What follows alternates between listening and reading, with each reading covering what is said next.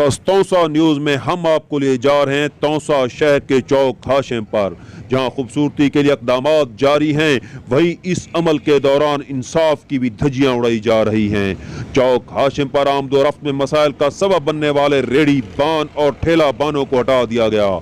यकीनन ये एक अच्छा अमल गर्दाना जा सकता है, मगर एक फल फिरोश जो अरसा दराज से रोड के ऊपर काबिज है को छोड़ दिया गया। सवाल बनता है, आखिर क्यों? क्या यहाँ से फल मुफ्त जाते हैं? क्या मौसूफ हर कानून से मुबर्रा है? क्या एक तस्वीर लगाकर इसे ओके का टिकट दे दिया जाएगा?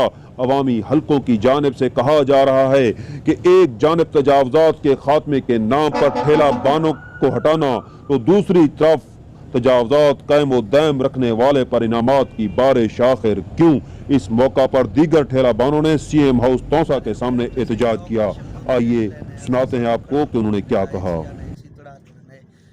रात गए सरदार नहीं मिले, होने नहीं मिले, दर बे दर थे, एसी आने कमेटी वाले आने सारे तड़हा छुड़े न तोरा क्या मतलब पानी की थी वजह साकू किडा साइड ते जा देवन किडा कुछ देवन खड़न देवन ना दुकानदार खड़न देवन साकू किडा।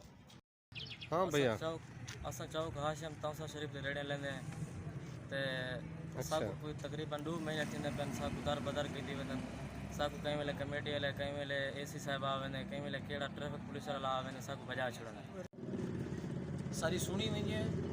चौक हाशिम दो असा रेड़िया खड़े ने, लेकिन साकू कोई खड़ावण नहीं देना।